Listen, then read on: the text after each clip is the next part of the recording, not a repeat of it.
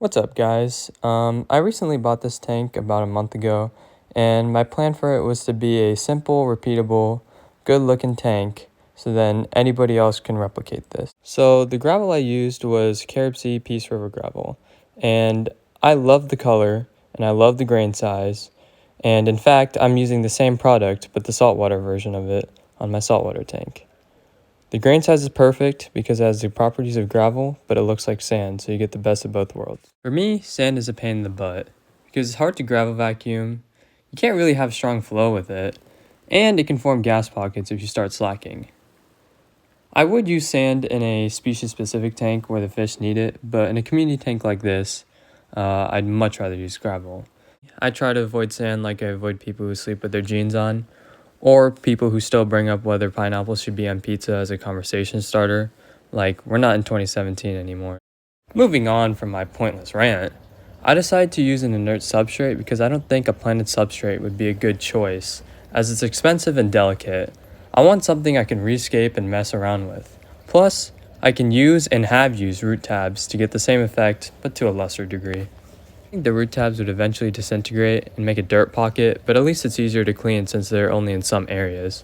Plus, they're at the very bottom, so I don't think I'll even see them again, unless I make the tank a construction zone with a rescape. For this build, I use Manzanita Wood because you really can't go wrong with it. It looks great, and it doesn't make the water look like piss, and it isn't too expensive. These two pieces cost $60 plus $20 shipping, but if you can find it locally, I assume $60 is the price of it. And that's not bad at all for two really good pieces of wood.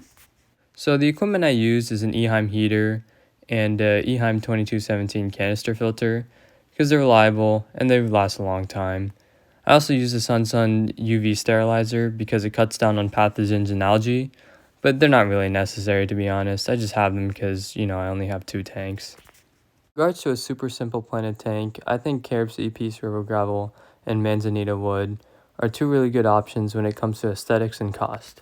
I haven't used stones yet, but I'm still thinking about whether they'd be a good option right now. But to be honest, I want a really big carpet of dwarf hairgrass, so hopefully that works out. When it comes to the plants, I just look for easy to moderate level plants and just pick random ones and chuck them into the tank.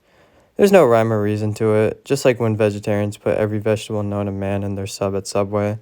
But, it's a free country. Anyways, the fish I put in here are pretty common, and you can probably find most of them at most big chain stores. I pretty much love everything about this tank, but usually I'd like to keep something more unusual or odd. But I feel like with having one big freshwater tank and my first large-scale planted tank, I'd go with the more basic stuff so I have a baseline to develop my own style of fish keeping, which I think is important before I get a fish room because I want to know what materials and products work for me. Hopefully, if I can get more tanks, I can dip my toes in the unusual and odd species that this hobby has to offer. So in the end, I hope you like my corny jokes. And obviously, this tank has a long ways to go before I can say it's completed, but I can see myself enjoying the growth that's to come. With that said, make sure to like and subscribe, and I'll see y'all in a bit.